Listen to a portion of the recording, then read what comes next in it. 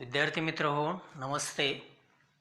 आज आपण इयत्ता 12वी सायकोलॉजी या विषयामधील कॉग्नेटिव्ह प्रोसेस किंवा ज्याला आपण बोधात्मक प्रक्रिया असं म्हणतोय, या चौथ्या टॉपिकचा अभ्यास करणार आहोत. या टॉपिकमध्ये आपल्याला विचार प्रक्रिया या घटकाचा अभ्यास करायचा आहे, ज्याच्यामध्ये व्याख्या आणि घटकांचा आपण विचार करणार आहोत. त्याचबरोबर विचार प्रक्रियेचे जे 4 घटक आहेत, यामध्ये मानसिक प्रतिनिधित्व आहे, त्यानंतर संकल्पना हा घटक आहे, त्याचबरोबर आकृतिबंध आणि भाषा या 4 घटकांचा आज आपण अभ्यास करणार आहोत. विचार म्हणजे काय आणि ही विचाराची प्रक्रिया चालते कशी? विद्यार्थी मित्र हो, विचार ही जी प्रक्रिया आहे, ही प्रक्रिया कशी चालते हे जर आपल्याला समजून घ्यायचं असेल तर त्यासाठी आपल्याला एक उदाहरण मी या ठिकाणी सांगतो. त्या उदाहरणाच्या सहाय्याने आपल्याला विचार प्रक्रिया कशी कार्यरत असते आपल्यामध्ये याविषयी समजून येईल. उदाहरणार्थ, तुम्हाला तुमचा एखादा मित्र जर त्याला मॅथ्समध्ये गणितामध्ये काही समस्या असेल आणि तो जर तुमच्याकडे आला आणि त्याने असं म्हटलं की माझी ही गणिताची समस्या तू सोडवून दे.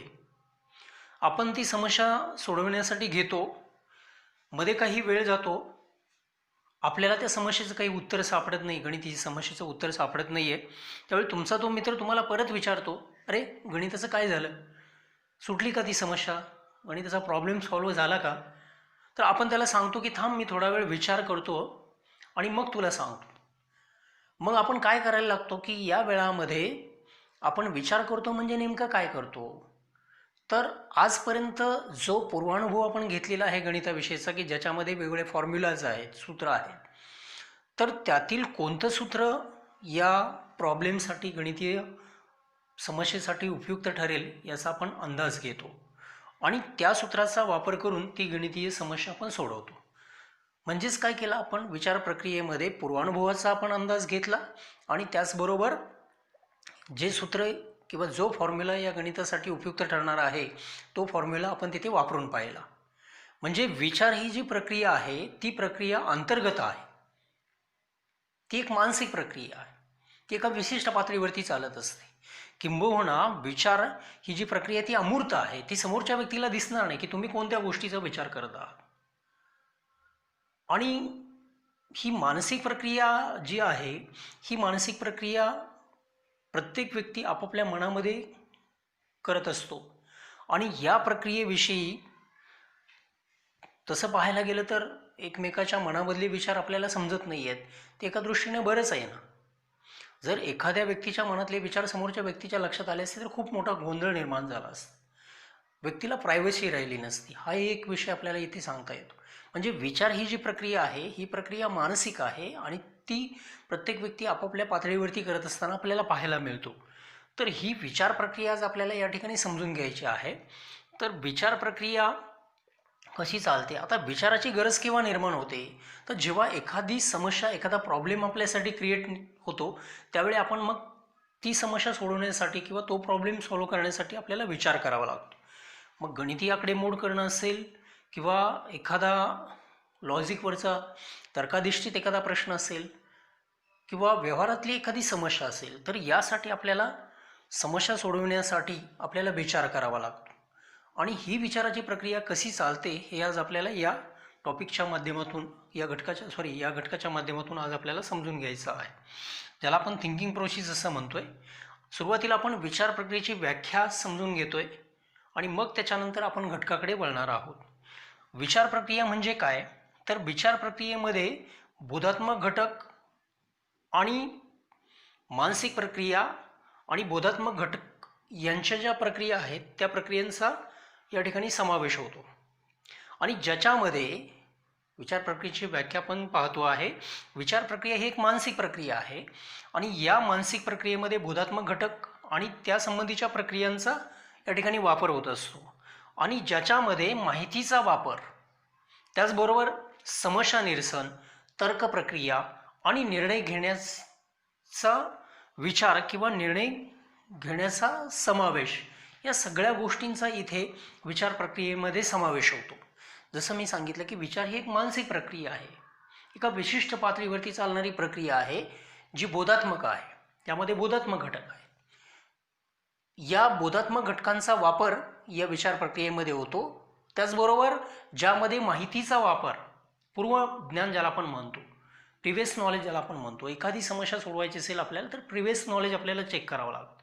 पूर्वज्ञान आपल्याला जागृत करावं लागेल, त्याविषयीची माहिती आठवावी लागेल. माहितीचा वापर आहे.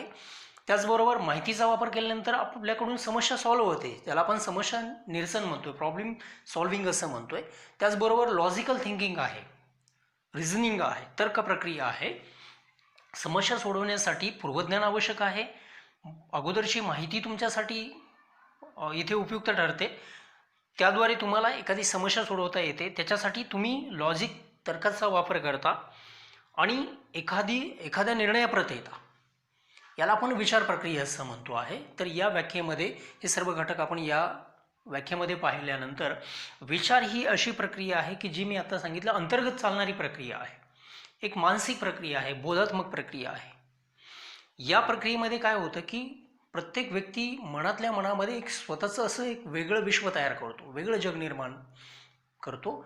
आणि हे सगळे जे असतात हे अंतर्गत घटक असतात आणि त्याच्या वेगळ्या तो कल्पना तयार करतो आणि त्या कल्पनांच्या सहाय्याने मग एखादी समस्या सोडवण्याचा तो प्रयत्न करतो. आता ही विचार प्रक्रिया कशी चालते, तर हे या वेगवेगळ्या घटकांच्या सहाय्याने आपण समजून घेणार आहोत. यामध्ये पहिला घटक आहे तो म्हणजे मानसिक प्रतिनिधित्व. मानसिक प्रतिनिधित्व म्हणजे काय, तर मानसिक प्रतिनिधित्वामध्ये मानसिक प्रतिमांचा समावेश होतो. मानसिक प्रतिमा निर्माण करणं म्हणजेच मानसिक प्रतिनिधित्व होय. त्याचबरोबर सांकेतिक स्वरूपातील अंतर्गत वेदन म्हणजे सुद्धा मानसिक प्रतिनिधित्व होय. एखाद्या गोष्टीबद्दलच्या सांकेतिक प्रतिमा तुम्ही निर्माण करत असाल तर त्याला अंतर्गत वेदन असं म्हटलं जातं.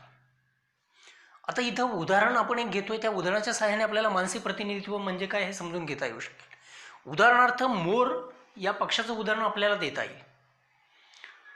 मोर असं म्हटल्याबरोबर आपल्याला मोराविषयीची जी कल्पना आहे ही कल्पना किंवा संकल्पना आपण मनातल्या मनात विकसित करतो, त्याचं आपण प्रतिनिधित्व करतो. हे मानसिक प्रतिनिधित्व असतं. जेव्हा मोर म्हटल्याबरोबर आपण जर पूर्वी मोर पाहिलेला असेल तर मोराचा रंगीबेरंगी पिसार आपल्या डोळ्यासमोर येतो. त्याचबरोबर मोराचा आकार आपल्या डोळ्यासमोर येईल. मोराने फुलवलेला पिसारा, रंगीबेरंगी पिसार आपल्या दृष्टीस येईल, नजरेसमोर येईल. आणि त्याचबरोबर मोराची जी वेगवेगळी वैशिष्ट्ये आहेत, ज्यामध्ये त्याचा आकार असेल, त्याचबरोबर त्याचा आवाज असेल, तर या सगळ्या वैशिष्ट्यांचं ज्ञान आपल्याला होतं. हे एका वैचारिक पातळीवरती होत असतं. मोर हा शब्द उच्चारल्याबरोबर आपल्याला त्याची जी वैशिष्ट्ये आहेत जी आपण पूर्वी अनुभवलेली होती, त्याचा आवाज कसा आहे, तो नाचतो कसा, पिसारा कशा पद्धतीने फुलवतो किंवा त्याचा आकार कसा आहे, ही सगळी वैशिष्ट्य, या सगळ्या वैशिष्ट्यासह मोर आपल्या मनोचक्षुसमोर प्रेझेंट होतो. हे झालं मोराचं मानसिक प्रतिनिधित्व. तर अशा पद्धतीनं ज्ञानेंद्रियाद्वारे घेतलेला एखादा प्रत्यक्ष अनुभव, ज्याच्यामध्ये वर्णनात्मक माहिती आहे, चित्र आहे, एखादं चलचित्र आहे, या अप्रत्यक्ष अनुभवाद्वारे अशा पद्धतीच्या इमॅजिनेशन्स आपण क्रिएट करतो. हा ॲक्च्युली अप्रत्यक्ष अनुभव आहे. मोर आता आपल्यासमोर आहे का, तर नाही आहे. मोर आपल्यासमोर नसताना सुद्धा मोराबद्दलची संकल्पना आपण विकसित करतो आहे. याला मानसिक प्रतिनिधित्व असं म्हटलं. जर मोर समोर असला असता तर आपण प्रत्यक्षात त्याला मोर म्हणू शकलो असतो. पण मोर हा शब्द उच्चारल्याबरोबर मोराबद्दलची जी वेगवेगळ्या प्रकारची वैशिष्ट्ये आहेत ती वैशिष्ट्ये आपल्या समोर प्रेझेंट होतात, उपस्थित होतात. तर ही झाली मोराबद्दलची अनुभूती, ज्याला आपण मानसिक प्रतिनिधित्व असं म्हणतो. तर ती प्रत्यक्ष अनुभवावरती आधारित. आपण जर पूर्वी मोरच पाहिला नसता आणि आता जर आपल्याला मोराविषयी जर काही विचार करायला सांगितलं असतं, त्याच्या वैशिष्ट्याविषयी, तर आपण विचार करू शकलो नसतो. कारण आपण मोर पूर्वी पाहिलेला आहे, म्हणून आपण त्याविषयी आता विचार करू शकतो. म्हणजे विचार प्रक्रियेमध्ये प्रत्यक्ष अनुभवाला खूप महत्त्व आहे. त्याचबरोबर वर्णनात्मक माहिती आहे. जसं मी आता सांगितलं की मोराची वैशिष्ट्ये आहेत, मोराचा आवाज असा आहे किंवा मोराची उंची एवढी असते किंवा मोर कशा पद्धतीने पिसारा फुलवतो, मोर कोणत्या ऋतूमध्ये नाचतो. तर ही सगळी मोराबद्दलची जी वैशिष्ट्ये आहेत ती वर्णनात्मक आहेत, ही वर्णनात्मक माहिती आहे. त्याचबरोबर मोराचं चित्र आपण आपल्या डोळ्यासमोर उभा करतो, चलचित्र. तर हे सगळे अप्रत्यक्ष अनुभव आपण या विचार प्रक्रियेमध्ये आपल्या नजरेसमोर आणतो. तर याला आपण मानसिक प्रतिनिधित्व असं म्हणतोय. हे झालं हा झाला विचार प्रक्रियेचा पहिला घटक, मानसिक प्रतिनिधित्व. त्यानंतर दुसरा घटक आहे संकल्पना. जगातील विशिष्ट गोष्टींचा समूह दर्शविण्यासाठी मेंदू जे अंतर्गत प्रतिनिधित्व वापरतो त्याला आपण संकल्पना असं म्हणतो. जगातील विशिष्ट गोष्टींचा समूह दर्शवण्यासाठी. आता कशा पद्धतीचा समूह दर्शवायचा आहे, तर ज्याचं मेंदू अंतर्गत प्रतिनिधित्व करण्यासाठी तो वापरतो त्या संकल्पना असं म्हटलं जातं. हे आपण एका उदाहरणाच्या सहाय्याने समजून घेतो आहे. उदाहरणार्थ गाय हा जर प्राणी आपण घेतला तर गाय हा शब्द उच्चारल्याबरोबर गायीबद्दलची जी संकल्पना आहे ही संकल्पना आपल्या डोळ्यासमोर येते. ही इमेज आपण क्रिएट करतो. गाय म्हटल्याबरोबर त्या गायीची लांबी रुंदी असेल, उंची असेल, गायीचा रंग असेल, त्याचबरोबर गायीची शिंग असतील, त्यासोबत गायीचं डोकं असेल, गायीचं शरीर असेल आणि गायीचं शेपूट असेल. तर अशा पद्धतीची वैशिष्ट्य त्याबद्दलची संकल्पना आपण विकसित करतो. आता गाय म्हटल्याबरोबर केवळ गाय या शब्दाबरोबर ही सगळी गायीची वैशिष्ट्य आपण एकत्र केलेली आहेत आणि त्याच्यातून गाय ही संकल्पना आपण साकारलेली आहे.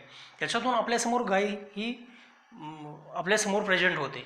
तर अशा पद्धतीने संकल्पना विकसित होत असताना जगातल्या विशिष्ट गोष्टींचा समूह दर्शवण्यासाठी मेंदू जे अंतर्गत प्रतिनिधित्व वापरतो, तर हे प्रतिनिधित्व त्यास आपण संकल्पना असं म्हटलेलं आहे. इथे मेंदूने अंतर्गत प्रतिनिधित्व केलेलं आहे या गायबद्दलचं आणि ह्या सगळ्या वैशिष्ट्याबद्दलचं.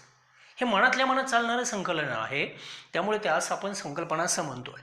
त्यानंतर पुढचा जो घटक आहे विचार प्रक्रियेचा तो आहे आकृतिबंध. अंतर्गत प्रतिनिधित्व त्याचबरोबर संबंधित संकल्पनाबद्दल माहिती संघटित करण्याचं काम या आकृतिबंधामार्फत होत असतं. आता या आकृतिबंधामध्ये जेव्हा एखादी माहिती संघटित केली जाते तेव्हा त्या माहितीचा आणि त्या संकल्पनेचा सहसंबंध प्रस्थापित होतो. त्या माहितीचा आणि त्या संकल्पनेमध्ये एक सहसंबंध प्रस्थापित होतो आणि त्याच्याद्वारे मग आकृतिबंध तयार होत असतो, ज्यामध्ये अंतर्गत प्रतिनिधित्व हा जो पहिला घटक आहे, मानसिक प्रतिनिधित्व, अंतर्गत प्रतिनिधित्व, तोही आलेला आहे आणि त्याचबरोबर माहिती संघटित करणं आलेलं आहे. आणि या माहितीमध्ये संकल्पना आणि इकडे संघटित माहिती या दोघांमध्ये सहसंबंध आहे. हा सहसंबंध प्रस्थापित करण्याचं काम हा आकृतिबंध करत असतो. आता हा आकृतिबंध कशा पद्धतीने कार्यरत असतो तर हे आपण एका उदाहरणाच्या सहाय्याने समजून घेऊया. आपण जेव्हा किंवा एखाद्या लहान मुलाला आपण प्राणी संग्रहालयामध्ये घेऊन गेल्यानंतर तिथे प्राणी संग्रहालयामध्ये घेऊन गेल्यानंतर त्या प्राण्यांबद्दल त्या संग्रहालयाबद्दल तो एक आकृतिबंध तयार करतो. आता प्राणी संग्रहालयात गेल्याबरोबर तो फक्त काही प्राणी एवढीच संकल्पना तो विकसित करत नाही आहे, तर त्या प्राणी संग्रहालयामध्ये वेगवेगळे प्राणी असतील, त्या प्राण्यांची घरं असतील किंवा प्राण्यांचा पिंजरा असेल, त्याचबरोबर प्रदर्शनाला भेट देणारे लोक असतील, एक संपूर्ण एक्झिबिशन असेल, प्रदर्शन असेल, प्राणी संग्रहालय असेल, तर या पद्धतीच्या गोष्टी संकल्पना तो काय करतो, सक्रिय करतो आणि या सक्रिय झालेल्या संकल्पनांमध्ये तो सहसंबंध प्रस्थापित करतो. याला आकृतिबंध असं म्हटलं जातं. म्हणजे ज्या निर्माण केलेल्या संकल्पना आहेत त्या प्राणी संग्रहालयाबद्दलच्या, ज्यामध्ये वेगवेगळ्या प्रकारचे प्राणी आपण पाहिले, प्राण्यांची घरं असतील, त्यांचे पिंजरे असतील, त्या प्रदर्शनाला भेट देणारे लोक असतील, या सगळ्या घटकांचा समावेश या सक्रिय सहसंबंधामध्ये होतो आणि या सगळ्या ज्या संकल्पना जेव्हा आपण ॲक्टिव्ह करतो, सक्रिय करतो, त्याचा एकमेकाशी सहसंबंध प्रस्थापित केला जातो. त्याला आकृतिबंध असं म्हटलं. हा सहसंबंध प्रस्थापित करण्यासाठी या आकृतिबंधाचा आपल्याला उपयोग होतो. प्राणी संग्रहालय म्हटल्याबरोबर ही प्राण्यांची जी वेगवेगळी मग निवासस्थानं असतील, भेट देणारे लोक असतील किंवा त्याचबरोबर इथे एकंदरीत प्रदर्शन असेल किंवा ते प्राणी संग्रहालय असेल, त्या ठिकाणी येणारे लोक असतील, तर या सगळ्यांबद्दलच्या संकल्पना विकसित केल्या जातात, सक्रिय केल्या जातात आणि त्या सगळ्यांमध्ये सहसंबंध प्रस्थापित केला जातो, एकत्र केलं जातं. हे सगळी वैशिष्ट्य तर त्याला आकृतिबंध असं आपण म्हणतो आहे. त्यानंतर चौथा जो घटक आहे विचार प्रक्रियेचा तो आहे लँग्वेज किंवा भाषा. भाषा ही एक प्रतीकांची एक प्रणाली आहे. या प्रणालीमध्ये ज्यामध्ये मानसिक प्रतिनिधित्व, संकल्पना आणि आकृतिबंध जे विचार प्रक्रियेचे घटक आपण पाहिले यापूर्वी, मानसिक प्रतिनिधित्व, संकल्पना आणि आकृतिबंध यांना भाषेद्वारे सुयोग्यपणे आपल्याला मांडता येतं. त्याला आपण भाषा असं म्हणतो आहे. भाषा ही एक प्रतीकांची एक विशिष्ट प्रणाली आहे आणि ज्या प्रणालीद्वारे आपल्याला मानसिक प्रतिनिधित्व, संकल्पना आणि त्याचबरोबर आकृतिबंध यांना भाषेद्वारे आपल्याला सुयोग्य पद्धतीने त्याची रचना करता येते, त्याला व्यवस्थितपणे मांडता येतं. आता ही जी भाषा आहे ही कशा पद्धतीने आपण आपल्याला प्रतिनिधित्व त्याचं करता येऊ शकतं, तरी ते आपण एका उदाहरणाच्या सहाय्याने पाहूया. उदाहरणार्थ मांजर हा शब्द आपण एका वास्तव मांजर या प्राण्यासाठी वापरतो, मांजरीसाठी वापरतो. मांजर हा शब्द या मांजरीचं प्रतीक ठरतो. आपण पाहिलं की प्रतीकांची एक प्रणाली म्हणजे भाषा आहे. मांजर हा शब्द या मांजरीचं प्रतिनिधित्व करतो. म्हणजे मांजराबद्दल आपल्याला काही सांगायचं असेल तर त्यासाठी ही मांजरीची सगळी वैशिष्ट्य आपल्याला या भाषेच्या माध्यमातून सांगावी लागतील. म्हणजे भाषा हे काय माध्यम आहे एखाद्या प्रतीकांचं, ज्यामध्ये एक विशिष्ट प्रणाली आहे आणि ज्याचं प्रतिनिधित्व, संकल्पना आणि आकृतिबंध याच्या सहाय्याने आपण काय करतो, सुयोग्यपणे मांडणी करतो भाषेच्या माध्यमातून. त्याला आपण भाषा असं म्हटलेलं आहे.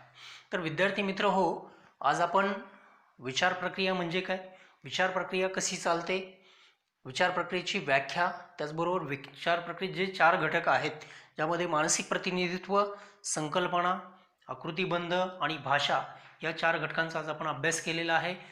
या ठिकाणी आपण थांबतोय. धन्यवाद.